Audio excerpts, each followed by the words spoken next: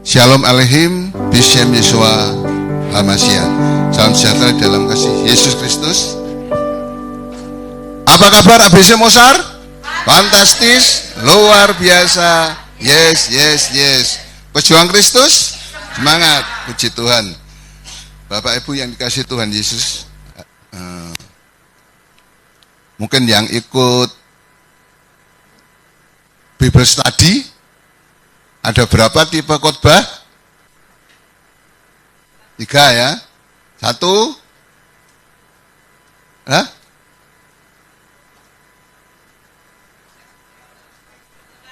tekstual, topikal, ekspositori ya. Hari ini saya nggak pakai itu semua karena saya lupaan orangnya. Saya hanya akan bercerita. Itu menggunakan namanya eksposisi ya. Tapi sebelum kita akan mulai, saya tanya Bapak Ibu untuk menjawab ya. Kira-kira tahu nggak ini pertanyaan saya? Kita akan cerita tentang bangsa yang menurut Cak Kartolo bilang gini, angel bener tuturanmu, angel bener tuturanmu ya. Angel wis angel. Bangsa apa? Puji Tuhan, Israel ya. Yang kedua, kita akan belajar tentang kehidupan Gideon ya. Yaitu salah satu pahlawan Israel yang ditulis di Hakim-Hakim 6-9. Mungkin Bapak Ibu bisa baca di rumah. Nanti kita akan ambil beberapa ayat saja. Ini juga sebagai mungkin Bapak Ibu yang setelah ikut Tuhan tidak mulai dari sekolah minggu ya. Mungkin takutnya Gideon di mana? Di perjanjian baru gitu ya, takutnya gitu ya. Jadi supaya tahu ini di perjanjian lama, yaitu di kitab Hakim-Hakim yang muncul itu setelah Deborah ya. Deborah. Tapi bukan Bu Deborah dan Pak Herman, tapi Deborah dan Barak di situ ya, di Barak, karena Barak takut maju sendiri, minta sama Deborah ya. Puji Tuhan, Bapak Ibu saudara yang kasih Tuhan, kita akan belajar tentang kehidupan Gideon bin Yoas ya, anaknya Pak Yoas dari orang Abieser dan tinggal di kota Ofra. Setelah kepemimpinan Musa dan Yosua, karena waktu Yosua kan mulai dibagi-bagi ya tanah apa yang dijanjikan Tuhan menurut suku masing-masing. Setelah itu akhirnya seperti nenek moyang mereka, ya di mana selama perjalanan dari Mesir itu, yaitu lagi tadi itu angel tuturane balik lagi, sudah tahu ditolong Tuhan begitu luar biasa, tetap kan menyembah berhala. Padahal berhala itu ada sesembahan bangsa yang sudah mereka taklukkan, ya, mereka rebut tanahnya. Sampai Allah memperingatkan berulang kali ya, sampai mengutus, setelah Yosua mengutus hakim-hakim banyak ya. Ada Samgar, ada Simpson, ada tadi Bara, ada Yefta, itu ya. Jadi tetap balik lagi ya. Jadi mereka tuh kalau bertobat itu sebenarnya bertomat ya. Habis tobat umat itu loh, jadi bertomat. Ya Tuhan mengirim orang-orangnya menjadi hakim ya untuk memimpin suku Israel melawan musuh-musuh mereka ya. Ya Tuhan berkali-kali itu untuk mengingatkannya dengan memakai raja-raja kerajaan sekitarnya ya. Bapak ikut tahu sebenarnya mereka itu ya masih satuan ya, masih keturunan Abraham ya. Abraham ada keturunannya Lot, ada keturunannya Esau ya, di sekitar itu. Jadi mereka Nah, Tuhan mengirim pemimpin itu untuk melawan. Akhirnya setelah bebas, mereka aman dari musuh mereka ya. Tapi setelah hakim yang dikirim Tuhan untuk memimpin mereka meninggal, kembali mereka menyembah berhala. Itulah angel-angelnya bangsa Israel ya. Nah, pada zaman Gideon, waktu mesti bangsa Israel ditindas bangsa Midian ya selama 7 tahun itu ya. Mereka karena bangsa Israel melakukan hal yang jahat di mata Tuhan ya, maka Tuhan menyerahkan mereka kepada bangsa Midian. Ya, raja-raja Midian ada 4 yang menguasai mereka, dan di mana waktu itu orang-orang Israel hidup dalam ketakutan, sehingga mereka membuat tempat tinggal di gunung-gunung gitu ya. Jadi supaya nggak ketahuan orang Midian, juga di gua-gua. Karena orang Midian ini sangat jahat ya sebenarnya. Jadi begitu orang Israel mau nanam gitu ya, nanam benih atau gandum apa, mereka datang ya. Kalau datang sekali nyerbu sekali sama ternak, jadi itu bisa dimakani ternak semua ya.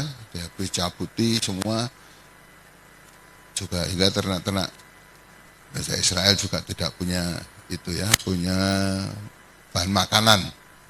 Mereka sangat menderita sekali ya. Jadi tadi tidak hanya Midian, tadi ada dari Amalek dan juga orang-orang dari timur ya. Mereka memusnahkan apa yang dipunyai bangsa Israel. Jadi bangsa Israel membuat tempat-tempat perlindungan tadi ya, seperti di gunung maupun di gua. Dan Gideon ini berada di tempat pengirikan. Tempat pengirikan itu memisahkan antara batang gandum dan bulir-bulirnya ya. Bisa dibaca di Hakim-Hakim 6 ayat 7 sampai 10.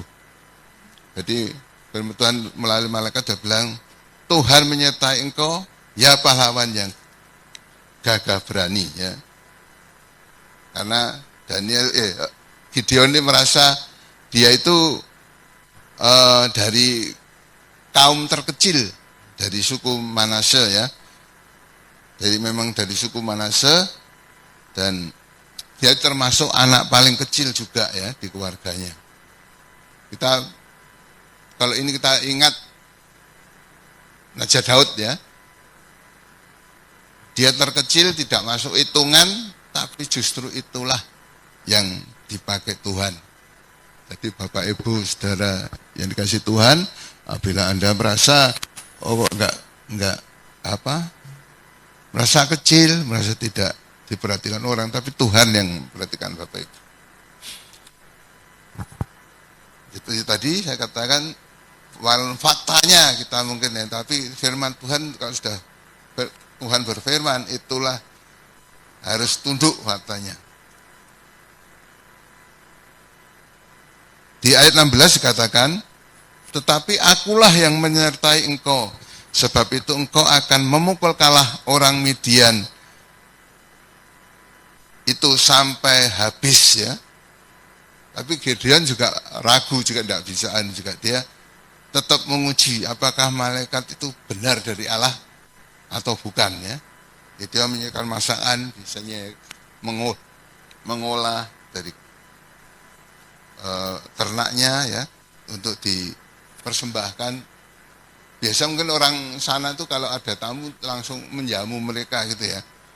Abraham yang malaikat itu jadi dikatakan gitu ya, menyiapkan masakan tersebut.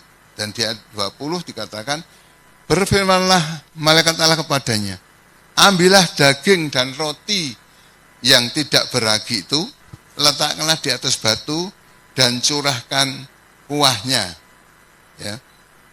Saya ingat kalau soal ini kan seperti Elia ya, mempersembahkan di mezbah itu belum disirami lagi airnya, tapi Dan malaikat mengulurkan tongkat di tangannya dengan ujungnya disunggungnya daging dan roti itu. Maka timbullah api dari batu itu dan memakan habis daging dan roti itu.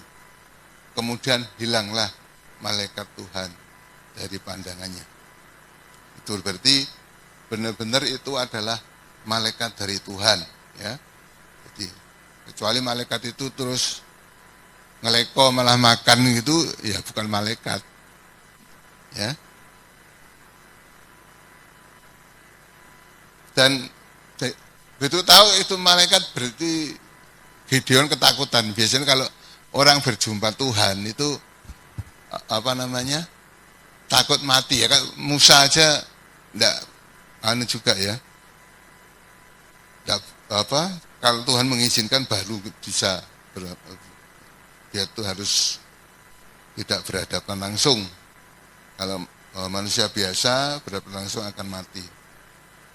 Maka karena itu memang malaikat yang diutus Tuhan, Gideon mendirikan mezbah dan mempersembahkan korban sesuai petunjuk Tuhan, ya. Dia menggunakan kayu, ya. Dia menggunakan kayu tiang berhala itu, ya. Maka dia disebut Yerubbaal karena ya dia dirobohkan. Tapi dia nggak berani siang, ya. Tapi takut ketahuan mesti akan rame itu malam hari. Ketika pagi itu sudah, walaupun malam ketika pagi sudah membuat gempar orang Gideon, ya. Dan Gideon hampir dihukum mati, ya. Ya eranya itu mesti akan ada nabi-nabi di Israel. Terus cerita tentang penyelamatan bangsa Israel dari Mesir itu kan diceritakan turun temurun, tapi mereka tidak mengindahkan, ya. Justru ini pun Gideon sudah melakukan hal yang benar, malah justru mau dihukum mati. Tetapi Yoas, ayah dari Gideon ini termasuk bijaksana, seperti yang dikatakan di ayat 31. Tetapi jawab Yoas kepada semua orang yang mengerumuninya, juang membela Baal, atau kamu mau menolong dia? Siapa yang berjuang membela Baal akan dihukum mati sebelum pagi. Jika Baal itu Allah, biarlah ia berjuang membela dirinya setelah mezbahnya dirobohkan orang. Ya, seperti Tuhan kita tidak perlu membela, Tuhan sendiri yang akan membela dirinya sendiri, ya. Jadi kita tidak perlu marah apabila ada yang menghina dan sebagainya. Puji Tuhan. Maka itu Gideon diberi julukan Yerubbaal, ya, karena dia berani membongkar mezbah dan menebang patung berhala, masih dipakai untuk kayu bakar untuk mempersembahkan kepada Tuhan di mezbah itu, ya. Tetapi sebelum melangkah memerangi bangsa Midian dan Amalek serta orang-orang dari timur, Gideon pun juga tetap minta tanda. Jadi tidak begitu, oh Tuhan ngomong gini, ya, dia tetap masih minta tanda, ya. Dia takut, dia masuk peragu, ya. Itu di mana dia mengadakan percobaan, Gideon menggunakan guntingan bulu, ya, dihamparkan di tanah. Dia minta kalau memang Tuhan yang mengutus dia minta tanah di sekitarnya kering, tapi guntingan bulu itu basah. Dan Tuhan melakukan hal itu, ya, bahkan yang ajaib. Tapi dia masih lagi belum mantap, ya. Dia minta, ya mungkin dia di sini dia minta ampun sama Tuhan juga, bahwa dia akan bukti lagi, yaitu dengan dibalik, di mana guntingan bulu itu kering, tetapi tanah sekitarnya basah. Dan Tuhan mengabulkan. Akhirnya Gideon maju berperang untuk mengerahkan orang Israel, ya. Dia mengundang orang banyak, ternyata Tuhan hanya membutuhkan 300 orang, ya. Di mana orang yang minum air itu pakai tangan yang dipakai, ya. Kalau yang langsung jilat itu tidak dipakai, karena lebih waspada orang ini ya, ada serangan itu dia tahu. Terus singkat cerita, Gideon dengan mengatur taktiknya itu di semua pasukan dikasih sangkakala dan buli-buli gitu ya, botol gitu ya. Jadi begitu dikasih tanda, dia nyerangnya tengah malam ya. Di saat orang Amalek, orang Midian itu terlelap ya, dia menyerang. Jadi menggunakan ditiup bareng 300 orang niup sangkakala sama memecahkan buntu ya. Jadi ya bikin kalut ya, apalagi itu kan gelap ya. Jadi akhirnya bisa mengalahkan mereka. Dan mereka lari, dan sebenarnya untuk yang lainnya itu kan diserahkan untuk bangsa lain ya, Efraim maupun yang lain yang menghabisinya. Dalam itu menangkap 2 raja ya, Oreb dan Seb. Walaupun begitu orang Efraim protes, padahal sisanya itu orang Efraim yang menyelesaikan ya. Biasa orang kalau ada yang kok nggak ngajak kita diam-diam gitu ya. Jadi ada biasalah orang iri, tapi sudah diselesaikan Gideon, mereka lebih banyak daripada yang dilakukan Gideon. Dan dalam pengejaran Raja Seba dan Salmuna, jadi ada 4 raja Midian ya, yang dikejar, 2 yang sudah ditangkap, 2 yang melarikan diri.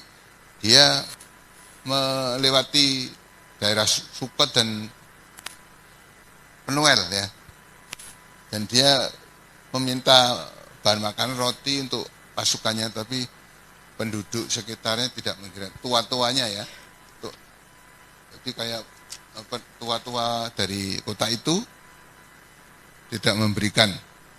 Alasan, kamu aja belum menang kok sudah minta dikasih roti gitu.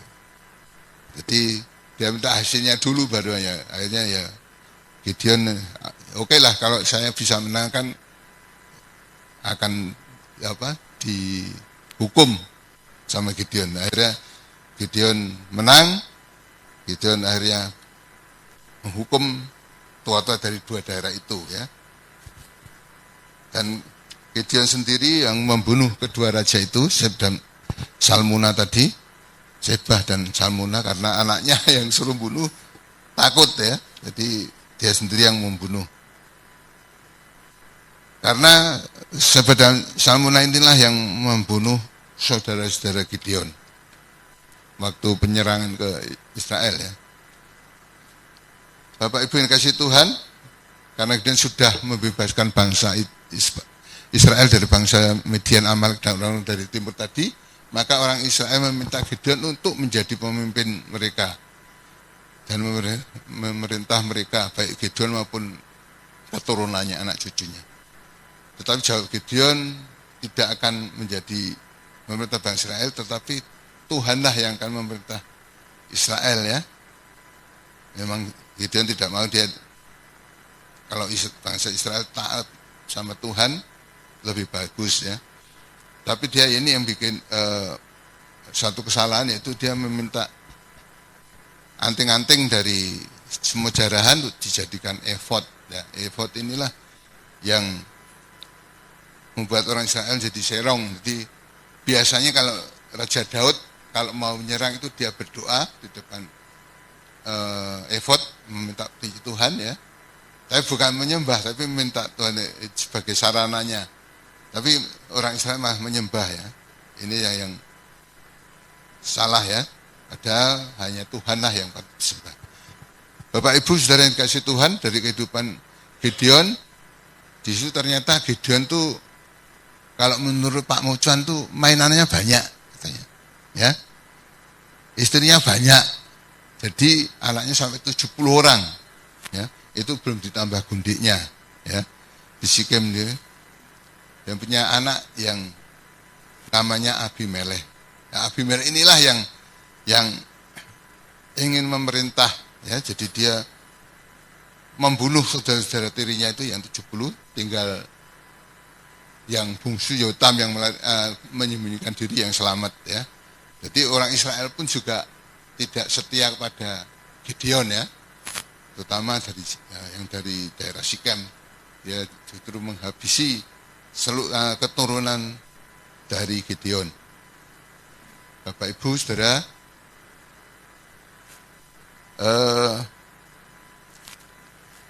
dari cerita ini ya tragis, makanya waktu pelantikan Raja Israel maupun juga orang Kristen kita, ya, tidak dianjurkan beristri lebih dari satu, ya. Ya, kejadian yang begitu, tetapi ya namanya bangsa Israel, bangsa yang tegar tengkuk, ya akhirnya begitu, ya. Raja-rajanya isinya banyak, akhirnya saling bunuh, itu ya. Kisah Gideon bin Yoas, ya, kita boleh menjadi tahu, belajar dari hidup Gideon, ya. Segala sesuatu harus diuji, ya, walaupun orang ini dari Tuhan, ya. Terutama semua ajaran-ajaran sekarang yang banyak di YouTube, ada yang tidak betul juga, harus hati-hati, ajaran palsu, ya. Segala itu diuji. Saya ke Mojosari pun waktu makbar di sana, ya, bilang, Dino nggak ke Mojosari, pelayan di Mojosari, enggak. Di sana saya itu paling enggak ya yang dampingi gembala, ya, ngasih ngasih tahu apa-apa gitu. Nah sini sudah ada hamba Tuhan yang ada, dan saya memang nggak berniat jadi hamba Tuhan, jadi pendeta, ya, hamba Tuhan, ya, tapi bukan pendeta, ya. Jadi sudah ada, ternyata Tuhan memang menjawab, akhirnya saya ke Mojosari, walaupun memang tidak di Mojosari, di Gia masih menantu pendeta tidak boleh ikut-ikut ya. Jadi masa tidak bisa popo gitu. Jadi Jakarta bisa ngasih tahu ke gembalanya apa yang ya, bukan maksud untuk menguasai, enggak, jadi mengarahkan lebih baik, ya. Hingga sampai sekarang ya aturan ibadahnya itu, ya, kalau pujian terus nanti ada persembahan pujian, ya, baik pulang minggu, kadang-kadang kaum pria, kaum wanita. Yang hebatnya mereka kalau ada kaum wanita latihan sekali minggu tampil gitu, ya. Jadi tetap seperti sampai sekarang dilaksanakan, ya.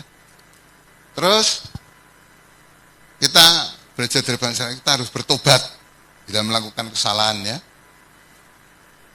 Dan kita harus dekat dengan Tuhan. Kalau dekat dengan Tuhan, kita berselu, Tuhan akan melepaskan kita dari musuh-musuh kita, ya. Jadi bertobat, metanoia, itu harus dekat dengan Tuhan, dan kita tetap berjalan di dalam Tuhan sehingga kita terhindar dari hal yang tidak baik, ya. Jadi sesuai dengan jalan yang Tuhan tunjukkan, kita boleh menjadi anak-anak yang diperkenan Tuhan. Amin. Tuhan Yesus memberkati.